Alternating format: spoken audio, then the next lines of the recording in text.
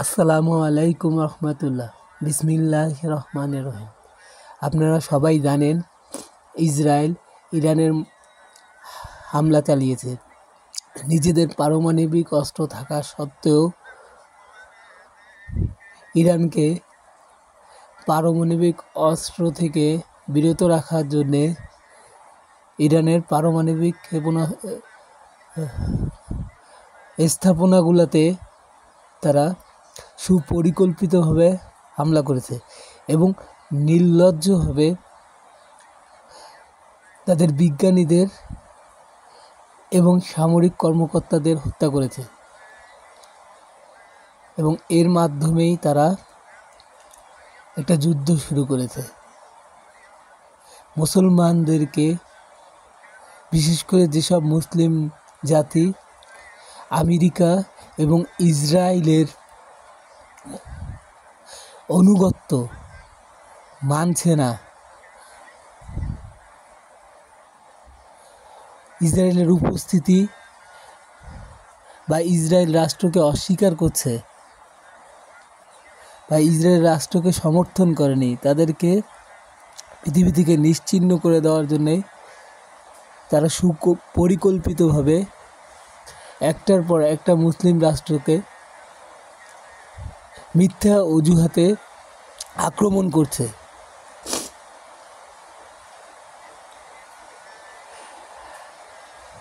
BDN24 এদের একটি নিউজের হেডিং আপনারা দেখছেন যে ইরানের পর কি পাকিস্তানে হামলা চালাতে চাচ্ছে ইসরায়েল। আসলে এরা ধারাবাহিকভাবে একটির পর একটি মুসলিম রাষ্ট্রকে দুর্বল করে দেওয়ার জন্যে মিথ্যা অজুহাত দেখিয়ে হামলার সুপরিকল্পনা করে রেখেছে এবং অবশ্যই তারা ইরানকে দমাতে পারলে ইরানের পরই পাকিস্তানে হামলা শুরু করবে। আমরা সংবাদটা শুনে আসি। আতঙ্কের খবরগুলো মধ্যপ্রাচ্যে সামরিক উপস্থিতি বাড়াচ্ছে আমেরিকা।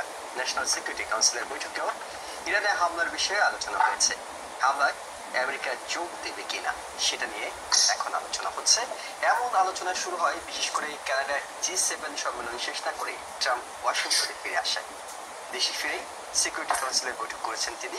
ট্রাম্প প্রশাসনের পক্ষ থেকে আনুষ্ঠানিকভাবে বৈঠক নিয়ে কিছু জানানো হয়নি।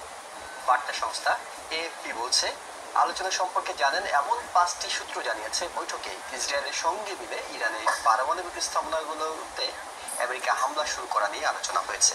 তবে ইরানের হামলা গত রাতেই তারা কেউ ভিন্ন মত পোষণ করেন।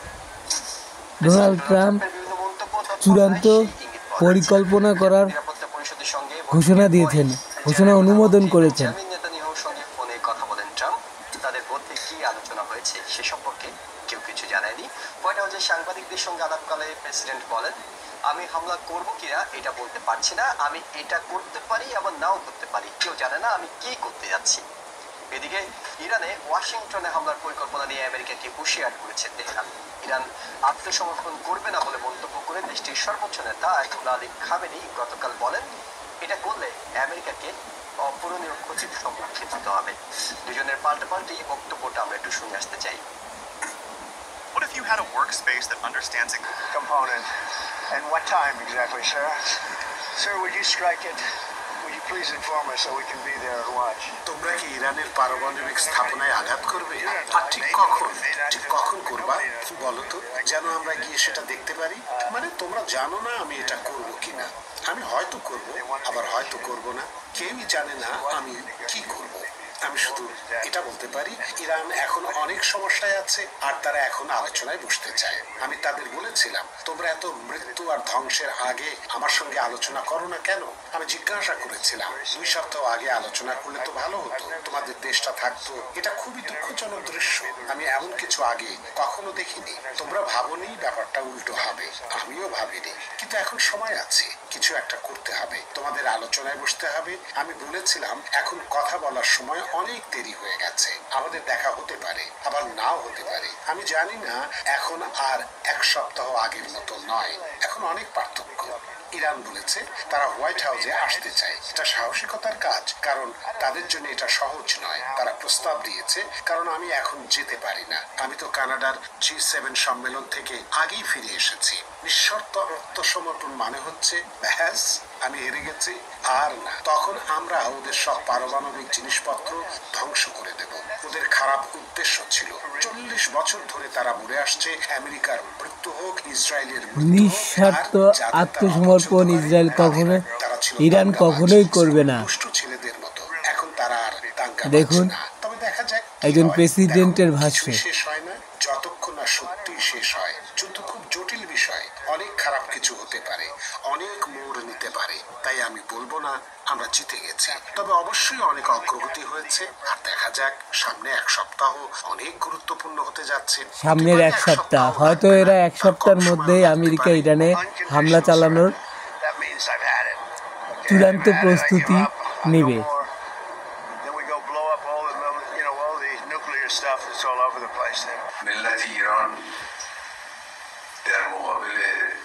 ইরানি জাতি যেমন আগের মতো চাপিয়ে দেওয়া যুদ্ধের বিরুদ্ধে দাঁড়িয়েছে, তেমনি এখনো দৃঢ়ভাবে দাঁড়িয়ে আছে। আর চাপিয়ে দেওয়া শান্তি চুক্তির বিরুদ্ধেও তারা দৃঢ়ভাবে দাঁড়াবে। ইরানি জাতি কারোর সামনে মাথা নত করবে না, কোনো জোর জবরদস্তি মেনে নেবে না। যারা বুদ্ধিমান এবং কেউই মেনে নেবে না।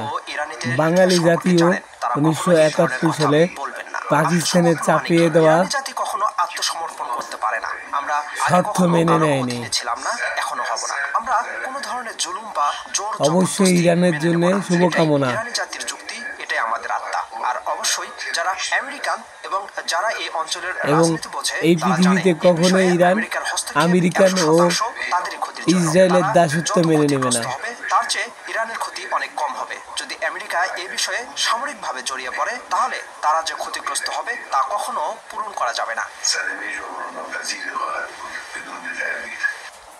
আমরা শুনছিলাম প্রেসিডেন্ট ডোনাল্ড ট্রাম্প এবং ইরানের সর্বোচ্চ নেতা আয়াতুল্লাহ আলী খামেনি। তিনি ওই বক্তৃতায় আরও বলেছেন, সম্মানিত হায়দারের নামে তিনি যুদ্ধ শুরু করেছেন। যমুনা টিভির সৌজন্যের দ্বিতীয় খবরটি শুনুন। মৃত্যুর হুমকির জবাবে আপোষহীন খামেনি জানালেন যুদ্ধের ঘোষণা। ডোনাল্ড ট্রাম্প আর ইসরায়েল সরকারের একের পর এক হুমকির জবাবে প্রথমবারের মতো মুখ খুললেন খামেনি। সিরিজ এক্স বার্তায় ইহুদি সাম্রাজ্যের বিরুদ্ধে যুদ্ধ জয়ের প্রত্যয় জানিয়েছেন তিনি। ইসরায়েলের অপারেশন রাইজিং লাইনে একের পর এক সহযোদ্ধাকে হারাচ্ছেন আয়াতুল্লাহ আলী খামেনি। যুক্তরাষ্ট্র ইসরায়েলের তরফ থেকে অনবরত পাচ্ছেন হত্যার হুমকি, তবুও অকুতভয় ইরানের সর্বোচ্চ নেতা। দুদিন আগে ইসরায়েলের প্রধানমন্ত্রী বেনিয়ামিন নেতানিয়াহু সাফ উচ্চারণ করেন, খামেনির মৃত্যু হলেই শেষ হবে সংঘাত।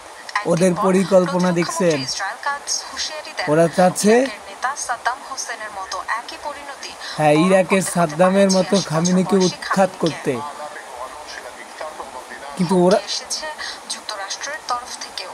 ডোনাল্ড ট্রাম্প জানান, খামেনির অবস্থান ডোনাল্ড ট্রাম্পও অবগত আছেন তারা।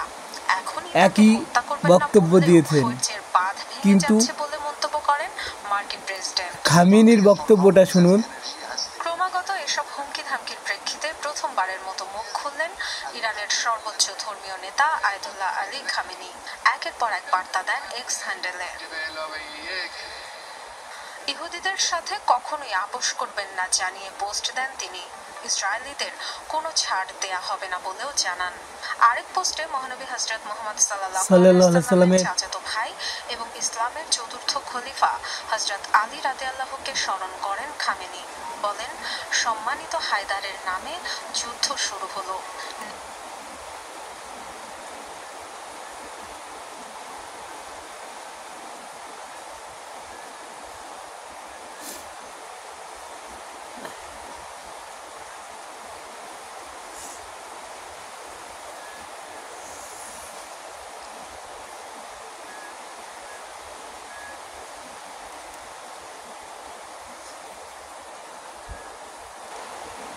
চতুর্থ ভিডিওর হেডিংটি দেখুন।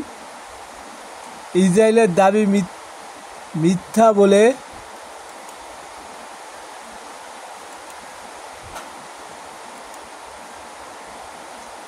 ইসরায়েলের দাবি মিথ্যা বলেছেন মার্কিন গোয়েন্দারা। আসলেই ইসরায়েল যে দাবি নিয়ে যুদ্ধ শুরু করেছে সেটা মিথ্যা ছিল। আর আল্লাহ রসুল 1400 বছর আগেই বলেছেন যে মিথ্যা মানুষকে ধ্বংস করে। সাদ্দামের কাছে আছে জনবিধ্বংসী অস্ত্র। ট্রাম্পের দলেরই সিনিয়র নেতা বুশের সেই দাবির পরে কোনো সত্যতা মেলেনি। শুধু শুধু ধ্বংস হয়েছিল মধ্যপ্রাচ্যের ইতিহাস ঐতিহ্যে ঠাসা দেশ ইরাক। বসরাই গোলাপ ভেসে গিয়েছিল রক্তের বন্যায়। এবার একই রকম মিথ্যা অজুহাতে পারস্যের গোলাপও রক্তে ভাসিয়ে চলেছে আমেরিকা ও তার মিত্র ইসরায়েল। নিজ দেশের গোয়েন্দা রিপোর্ট বলছে ইরান পরমাণু বোমা তৈরির চেষ্টাই করছে না, তবুও তা বিশ্বাস করছেন না নেতানিয়াহু ভক্ত ট্রাম্প। যুক্তরাষ্ট্রের গোয়েন্দা সংস্থা এবং ইসরায়েলের মধ্যে ইরানের পারমাণবিক কর্মসূচি নিয়ে গুরুতর মতপার্থক্য দেখা দিয়েছে। ইসরায়েল দাবি করছে ইরান পারমাণবিক অস্ত্র তৈরির দ্বারপ্রান্তে পৌঁছে গিয়েছিল এবং সেই কারণেই তারা হামলা চালিয়েছে।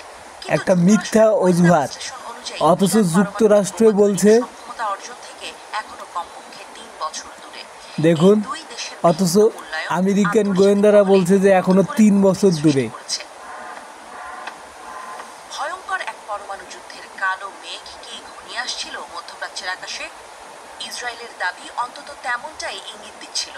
তেল আবিবের শীর্ষ সামরিক ও গোয়েন্দা কর্মকর্তারা হুঙ্কার দিয়ে বলেছিলেন ইরান পারমাণবিক অস্ত্রের চূড়ান্ত ধাপে উপনীত হতে যাচ্ছিল। কিন্তু ওয়াশিংটনের বিশ্বস্ত গোয়েন্দা সংস্থাগুলো সম্পূর্ণ ভিন্ন কথা বলছে। তাদের একটা মিথ্যা অজুহাতে তারা একসময় ইরাককেও ধ্বংস করেছে, কিন্তু মিথ্যা মানুষকেই ধ্বংস করে।